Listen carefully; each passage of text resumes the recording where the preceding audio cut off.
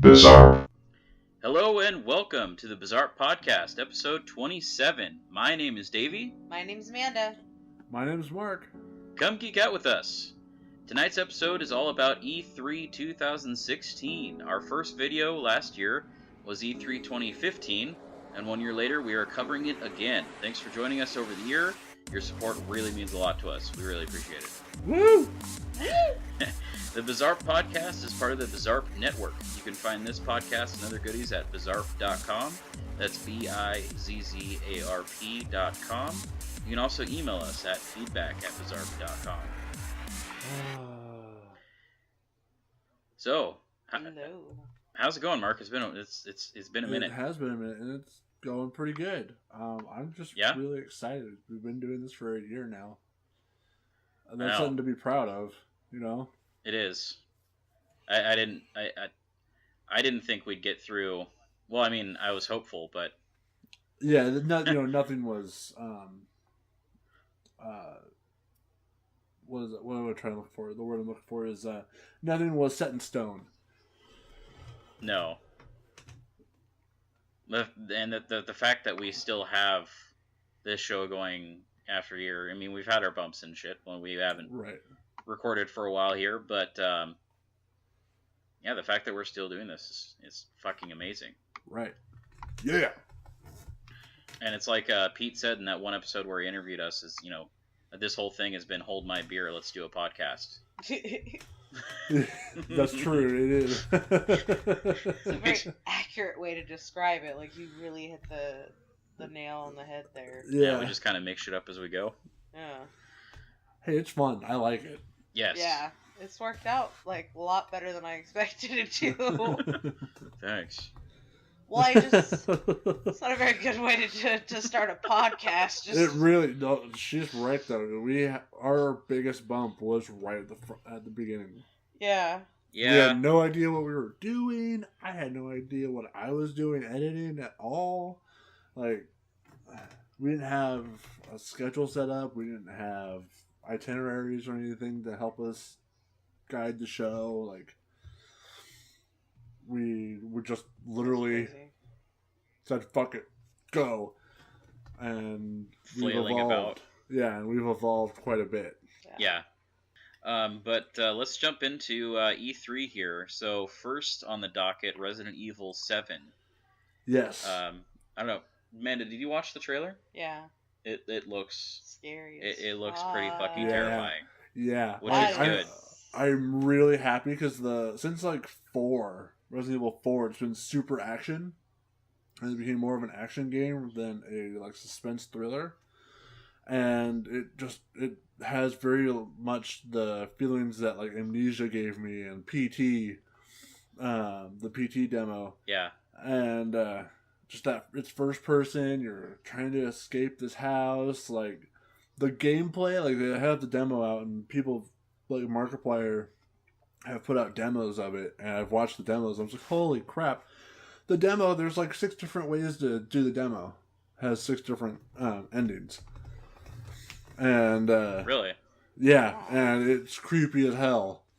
And it's every time each ending is cool, just as cool as the last one. It's not cheesy at all, and just it's a new take.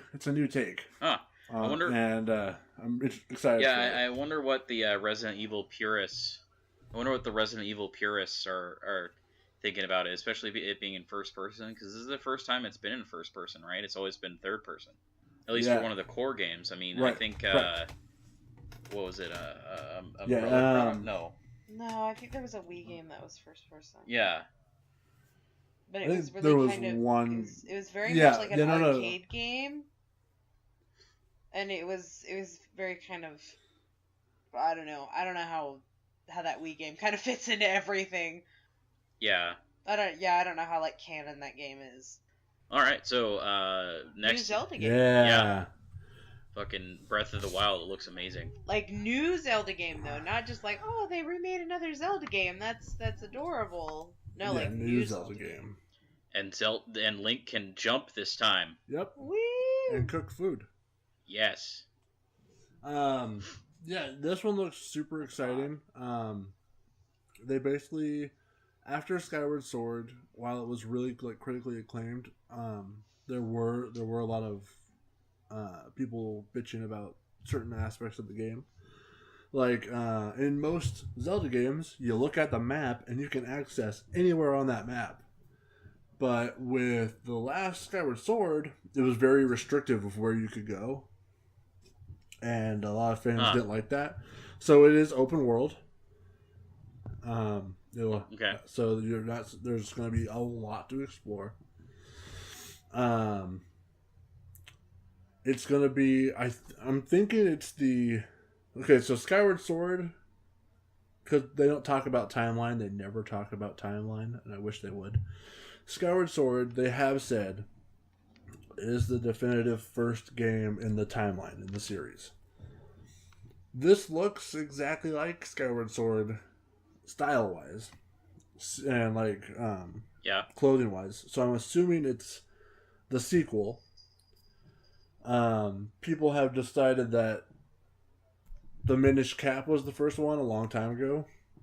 It's where Link first got his green hat, which is part of the prophecy later on games. Yeah. And so that's bumped to third now, I believe. Of course, I could be completely wrong, and this could be the last game of a timeline for all I know. But that's it looks super cool. I'm going to talk more about it later. They do have 56 minutes of gameplay you can watch. Yeah. But I'm probably going to talk the most about it when it comes to why Nintendo won E3, in my opinion. Because they won it because of Legend of Zelda. Pretty much. Yeah, they're like PS4 and or PlayStation and all the other game developers. You know, they had several games coming out, and like there was like a list. It was like Battlefield 1, 200,000 tweets about it. And this game, 200-some thousand tweets, or 100,000 some tweets. And that's like the highest. And then there's Legend of Zelda with like 573,000. Oh, fuck. Oh, God. Yeah, they blew it out of the water. There was an awesome, someone just drew the guy from One Punch Man, but with like Link's hair and outfit. Oh, ow.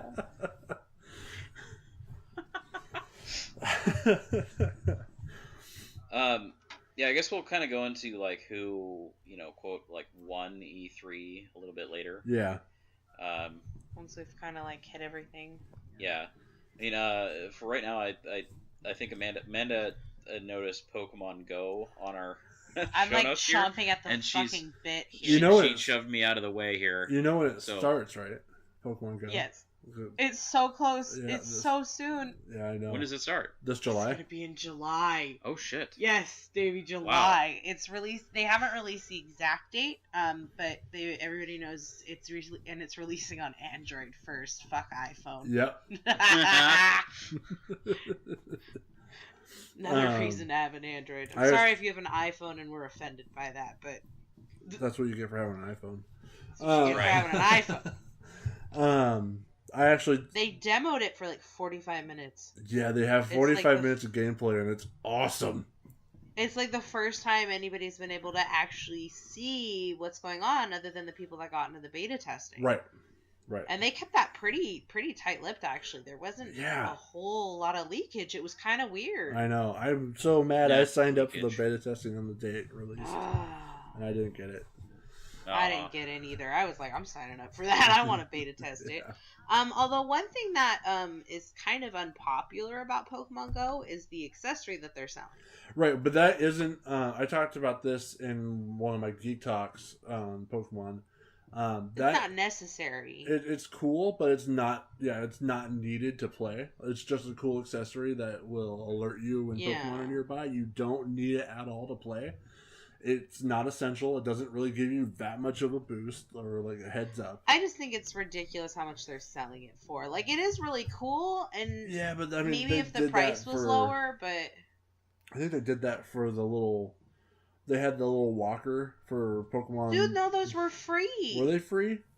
Yeah, when you bought a Soul Silver or a Heart Gold, they were free. Yeah. Okay. And that was like one of the coolest parts of those games. Those Pokewalkers were awesome.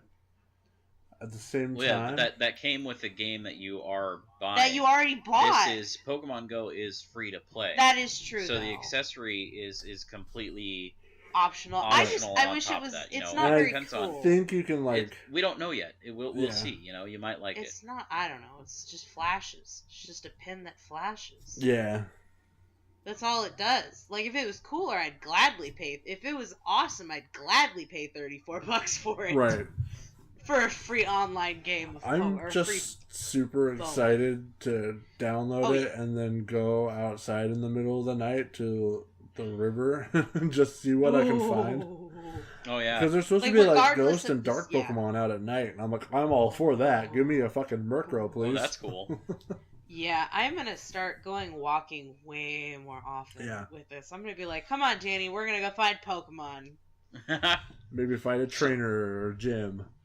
Yeah, we're gonna go find trouble. That's what we're doing. We're Team Rocket today, kid. Let's go.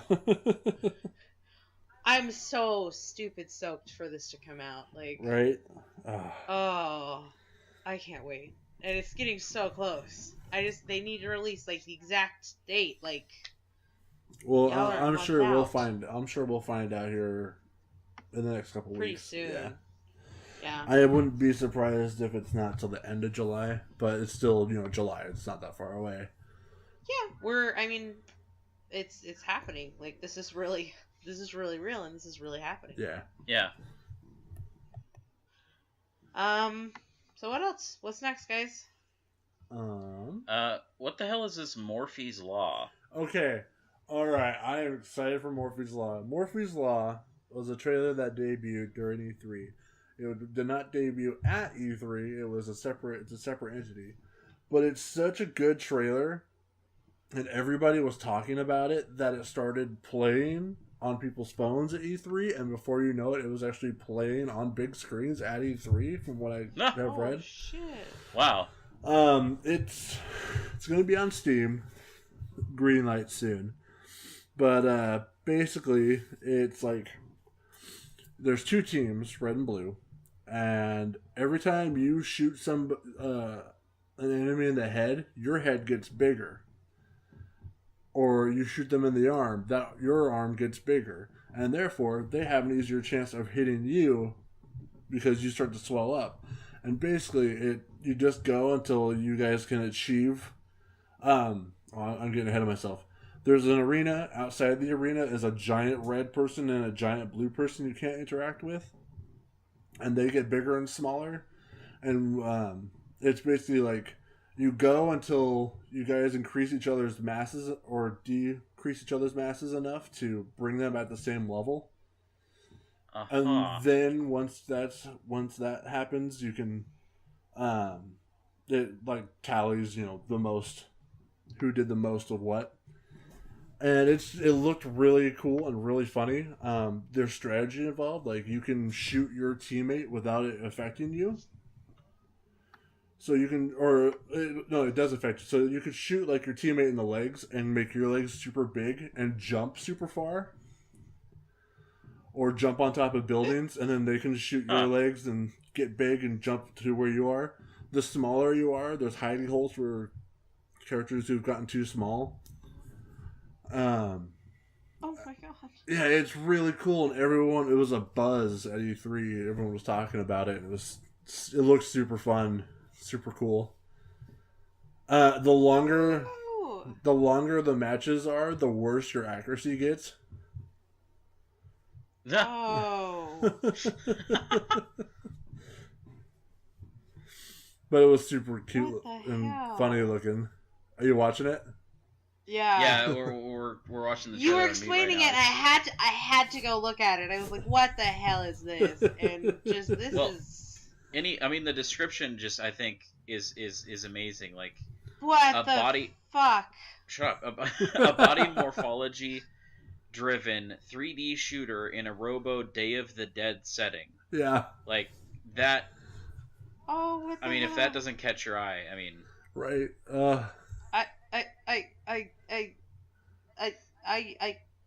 what the hell? And it's got Unreal Engine, so it's on Unreal Engine 4, so yeah. This is some crap you play on like acid, man. Like. Yeah, I could see getting really high and playing this game. Yeah, I can do that. I can see that. So we just watched 2 red players. One, they were trying to get up to a ledge, so one shot the other guy in the legs a bunch of times. So his legs would get huge. And then the other guy shot the dude on the ground a bunch of times, so his legs would get bigger. And then they just both jump up there. Oh yeah, and if you do your feet, if you shoot each other in the feet, your feet get massive, and you can kick people long distances. Oh right, well. So like they all put that have... in the show notes so everybody can be scarred for life. It looks awesome. Whoever made that game, like the amount of drugs that had to take. The amount of drugs. I think it was like a physics major or something. Really? I don't know for sure. That's my speculation. I could see that in drugs. There's got to be drugs involved in that. There's no way there's not. Like, somebody got high and was playing a video game and was like, "What if I shot him in the leg and it got bigger?" No, you know what that seems to me? That seems to me more like a group of students. Like they had this idea for a game, and then they just kind of ran with it, and then it got more and more funding. And yeah, I don't know. It'd be interesting to see where the dev team came from. But there would still be drugs involved. Scenario. Speaking of getting high and playing video games, there's a lot of VR at there was E3. A lot of VR. I didn't put any in the show notes this time because I wasn't sure what to capitalize on because there's just so much VR going on. Yeah. Well, I mean, one thing is, we talked about Resident Evil. You're going to be able to play Resident Evil all the way through on PlayStation VR. This is true. Which sounds terrifying as fuck. Intense. Also, I don't know if you saw this, but there's going to be a Batman Arkham VR game. I did see that. And basically, your VR headset is Batman's mask. Yeah. They're doing it for Fallout 4 too. Like they're going to release a Fallout 4 VR. Really? It'll just be the game, but you can use your VR for it. Huh. I don't even fucking care. That's awesome. The only thing that sucks is the PlayStation VR is just so goddamn expensive. Oh, I know. It's like $400, which doesn't come with the Move controllers or the camera that is required to be able to play the games. I know. Could you imagine having the VR headset though while you were in Demi's Memories in Far Harbor? Oh God. Jesus Christ. I would fucking puke my guts out. I'm sorry, that was my stoner thought for the day. Yeah, Jesus. So another thing, Fallout 4, they announced new DLC. Yes, I was gonna bring new DLC. Yeah, 3 more. One just came out. Oh, came out already? Was that the Crazy Contraptions one? Yeah, that one just came out. The Crazy Contraptions, and then I have to have the vault one. I have to. July, there's you can make your own vault, and it's like a settlement. I have to have that. I have to. And you can experiment on people. Yeah, like I'm excited and nervous to see how that is. It's like Fallout 4 Sims. It's like Fallout 4 Sims. Yeah, that's exactly what I'm thinking. They've made Fallout 4 Silent Hill. Now they have Fallout 4 Sims. And now they're gonna have Fallout 4 Roller Tycoon. Yeah. Roller Coaster Tycoon. Yeah, that place is supposed to be the Nuka World in August. Is supposed to be huge. It's gonna have different huge sections like Galactic Land or not Galactic Land, but awesome. Glacier Land, and all sorts of shit. And I'm like, yeah, we're gonna see a shit ton of ghouls. one spot's gonna have raiders. And that these Nuka World, the automatrons are probably going to come to life and be scary as fuck. Yeah, scary robots. Yeah. That's awesome. This is going to be so much fun. I finally got Far Harbor. Thank goodness. How are you liking it? Much fun. Oh, I'm having so much fun. I'm just like, new content, yes. It is. Although what's really scary is when Nick's voice flip-flops back and forth between the old voice and the new voice. I'm like, that's just not right. Right, I know. That's because it's like vastly different, and I'm like, that's, woo, they could have cut that a little closer. Other than that, I'm like in love with this weird little radioactive island. I joined the what are they, the Atom? Of course you do. Children of Adam. I didn't want to kill them, and I needed to get into the nucleus, so I joined them. I didn't do anything. I haven't done any of their missions yet, but I totally like went in there, and then I was like, hey, I gotta come through here. I'm totally gonna join you guys. And then I was like, bouncing. Let's go out. Come on, Nick. We got our shit. Let's go. Did you do their quest, though, to join them? Yeah, I did the like weird trippy fog quest. Yes, that was so cool. I was like, wow, it's an acid trip through the fog. Cool. Yeah. I haven't done much with it personally. Dude, yeah, Davey's like not even gone. I don't even think he's gone to Far Harbor. I have. Oh, you have? Yeah. He's barely into it, but yeah, there's like a whole trippy acid. I was like, Jesus Christ, Fallout. There's a lot of crazy shit there. That's all I'm gonna say. Yeah, it really is. On that, there's just so much crazy shit there. It's Silent Hill Fallout 4 style, and it's amazing. Didn't they? I thought I heard that Bethesda confirmed they are working on the Elder Scrolls 6, but it's not going to be out for like a couple of years. I haven't heard anything about it. I know that Skyrim's coming to PlayStation 4 in October. Yeah, that's exciting. All about that. Isn't it going to include all the DLC? Yep. Sweet. That's so sick. I never got to play the DLC. I might get that. I mean, I have it on my computer. The DLC is so good. All right, we are going too deep here. All right, so let's talk about why you think Nintendo won E3. Okay, so they did. The way I see it is they already had the crazy tweets, but on the final day, or not the final day, the final day, they had this huge section just walled off. Huge section, no one could see in, except for one area that was a shrine from Legend of Zelda, from the new one, and you could enter the shrine. And you could go to the left if you wanted to play the demo. That brought you to some like still art, cardboard still art of Link shooting his bow, some other little things. It was just this huge set like they did when they first did the Wii, when they announced the Wii in 2006. So there's this huge thing. There were live plants and shrubs and trees in there, and it made it look like you were in Hyrule. And there was all sorts of dioramas and all sorts of cool stuff. And then people were finding the kiosks, which for the first time in like ever were not at eye level. They were like you had to kneel down because they didn't want to take away from the look. You had to like kneel down and do the kiosks. There was 140 kiosks, and it took people 4 hours to get through the line just to get to play the game because it was a 56-minute demo, and it was just a stampede rush. And there was people that would go to I think it was the left for the game, and then right just to see the dioramas, and it just no one seemed to give a shit about anything else. Oh God. Okay, I mean, yeah. I have a whole link to it. It's a hilarious article, and it makes all the sense. Okay. That's amazing. And then when you top of that, all the Pokemon stuff, the rest of the hype of Legend of Zelda. Well, see, they didn't. That's the funny thing is Nintendo didn't.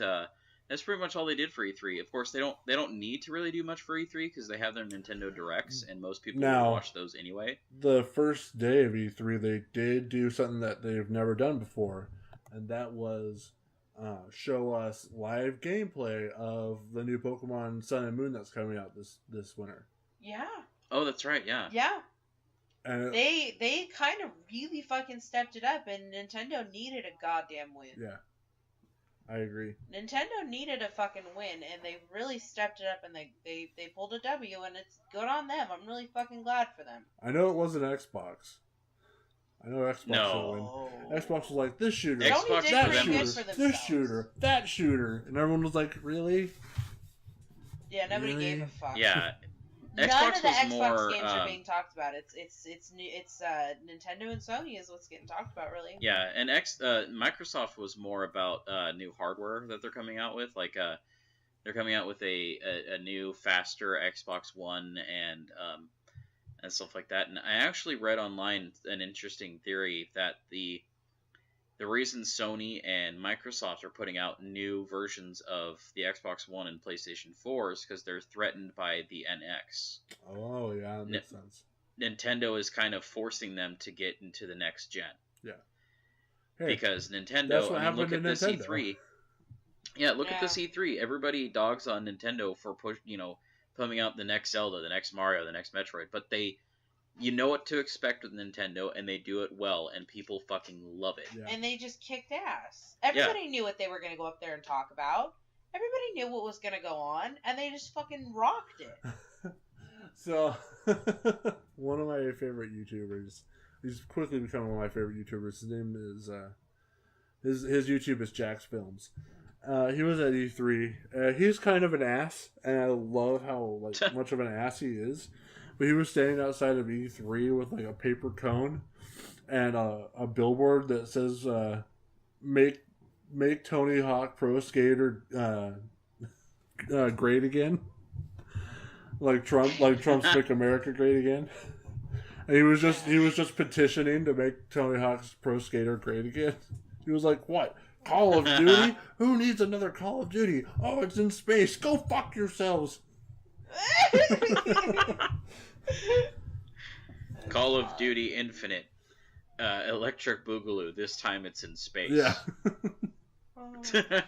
It's getting as bad as the Saw films.